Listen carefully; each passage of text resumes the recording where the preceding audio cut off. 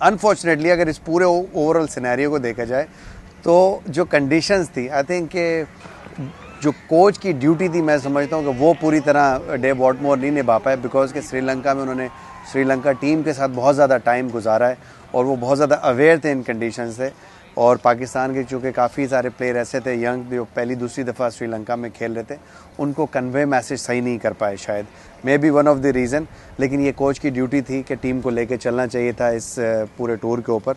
But unfortunately कहीं भी मुझे कोच का वो किरदार जो एक कोच का होता है वो अनफॉर्चुनेटली मुझे नज़र नहीं आया। तो ओवरऑल देखा जाए तो तीनों शोबों में ही पाकिस्तान ने मेरा नहीं ख्याल कि पाकिस्तान ने अपने पोटेंशियल पे खेला। बहुत ही सब स्टैंडर्ड परफॉर्मेंस थी पाकिस्तान की।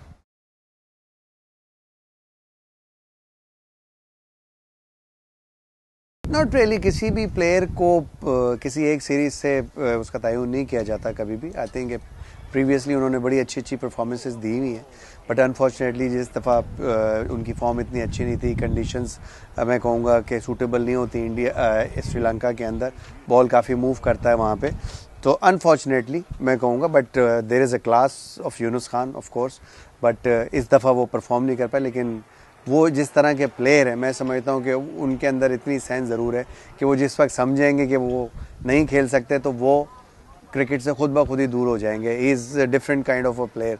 लाइक वो ऐसे प्लेयर नहीं है कि अपने आप को लिंगर ऑन करते रहेंगे कैरियर के अंदर और इस तरह की फॉर्म को कैरी करेंगे।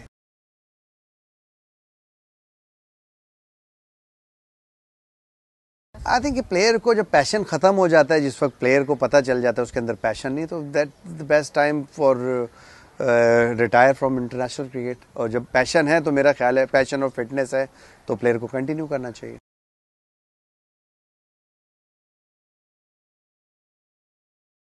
नहीं, उनको यूटिलाइज़ करना चाहिए। देखें, कॉन्फिडेंस देना पड़ता है कप्तान को। कप्तान की अंडरस्टैंडिंग बहुत ही इंपॉर्टेंट होती है सीनियर प्लेयर से, और जब आप किसी से मशवरे करते हैं टीम के अंदर, उसकी सुनते हैं बात, तो नेचुरली आप गेन करते हैं उस प्लेयर का कॉन्फिडेंस। तो ये मिसबा के हाथ में है, कोच के हाथ में है कि वो कितनी रिस्पेक्ट पे कर रहे हैं शाहिद अफरीदी को, कितना काम लेना चाहते हैं उनसे, और कितना उनके साथ कोऑर्डिनेशन है कप्तान और कोच की।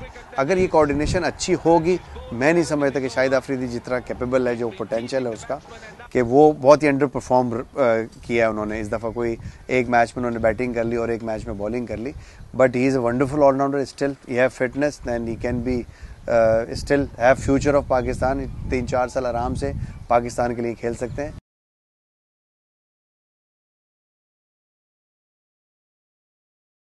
जो उनका पोटेंशियल है वो नज़र आ रहा है, उन्होंने 2-3 मैचेस के अंदर परफॉर्म किया। It shows the character of the player. At least he is staying there. उसको पता था कि प्लेयर्स फॉर्म में नहीं है, that's why he took lots of ball to get runs. But in the end आप देखेंगे उन्होंने रन किया, क्रीज पे खड़े रहने कोशिश की है पूरे ओवर्स खेलने की, which is a good sign. I think he need more matches to improve himself, और नेचुरली जिस तरह वो खेलता जाएगा और पॉलिश होता जाएगा, पोटेंशियल पूरा मौजूद है इस प्लेयर के अंदर, सेंसिबल है, नज़र आता है, एंड वो अच्छा थिंकर नज़र आता है कि always he thinks about his game.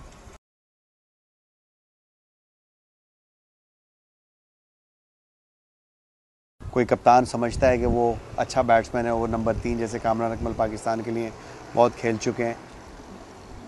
मैं समझता हूँ सरफराज में भी इतनी एबिलिटी है कि वो नंबर 3 खेल सकते हैं, लेकिन वो यूटिलाइज़ करने वाली बात है कि कप्तान ख़ुद कितना उसके ऊपर ट्रस्ट करता है, कितना कॉन्फिडेंस रखता है, कभी नीचे परफॉर्म। लेकिन मैं समझता हूँ कि अब वो दौर नहीं रहा। हमें चाहिए है ऐसा विकेट कीपर जो कंसिस्टेंट हो, परफॉर्मेंस करे और मैन ऑफ क्राइसिस हो, लाइक जो जहाँ मौका हो, जहाँ पाकिस्तान को चाहिए हो कि ऐसी परफॉर्मेंस वो आप एक्सपेक्ट कर सकें उससे कि हाँ ये कीपर है हमारे पास। मैच टू मैच उसको जब सिलेक्शन से आउट करेंगे तो कॉन्फिडेंस लूज़ कर जाता है कीपर। जो भी आपने कीपर खिलाने हैं, मैं सिलेक्टर से भी रिक्वेस्ट करूँगा कि 2 कीपर रख लें तीनों फॉर्मेट्स के लिए, उन्हीं को खिलाएं और कॉन्फिडेंस करें उनको पूरा मौका दें और उनके करीब ना आने दें किसी को।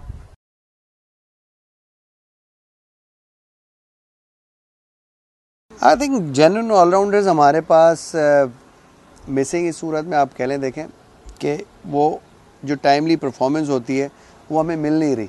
लाइक अब्दुल रज़ाक एक ऐसे ऑलराउंडर है जिनको टीम में होना चाहिए, वनडे T20 की टीम में होना चाहिए। शाहिद अफरीदी भी ऑलराउंडर हैं, ऑन एंड ऑफ परफॉर्म करते रहते हैं। इसी तरह विकेट कीपर जो होता है वो काफ़ी होता है, एक बैट्समैन और विकेट कीपर अगर टीम में अच्छा है और परफॉर्म कर रहा है तो आई डोंट थिंक सो कि इसके अलावा कोई और ऐसे ऑलराउंडर की आपको ज़रूरत है। इवन मोहम्मद हफीज़ हैं, वो खुद बहुत अच्छे ऑलराउंडर हैं, बट अनफॉर्चुनेटली जो इस दफ़ा कंडीशंस थी वो इतनी ज़्यादा सूटेबल नहीं थी फॉर एवरीवन, मैं कहूँगा कि जिसमें पाकिस्तान टीम जो है वो परफॉर्म नहीं कर सकी। बहुत से प्लेयर जो है आउट ऑफ फॉर्म रहे।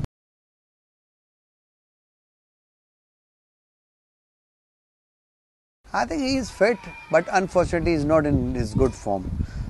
लेकिन जिस तरह का मिजाज है उनकी नेचर का और यूनुस खान की, अगर ये दोनों बैट्समैन फॉर्म में हो तो ये कॉम्पोजिशन अच्छी बनती है पाकिस्तान टीम की। You need to have those type of player जो स्टे कर सकें, अदरवाइज जितने भी आप देख लें nature wise they all are stroke players. तो कॉम्पोजिशन कभी भी स्ट्रोक प्लेयर्स के साथ आपकी अच्छी नहीं बन सकती। You have to have a player like Misbah और Younis Khan in the team who can survive there, stay there, take the strike and rotate the game, you know। तो ऐसे प्लेयर्स की ज़रूरत है, बट अनफॉर्चुनेटली मिसबा की फॉर्म भी मैं कहूँगा इतनी कोई अच्छी नहीं थी।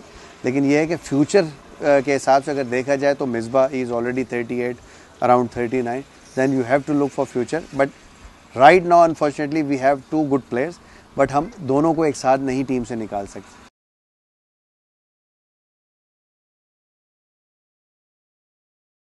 अनफॉर्चुनेटली जिस तरह का उनका एटीट्यूड है हमेशा से रहा है, कभी भी कंसिस्टेंट नहीं रहे।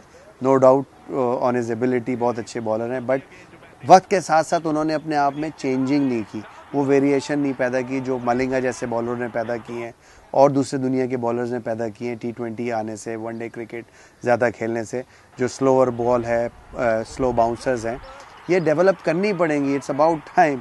लाइक कि अभी देखें, अब ये हो गया तो ये स्टोर के बाद आई डोंट थिंक सो कि पाकिस्तान सेलेक्टर्स उनको फिर दोबारा कंसिडर करें।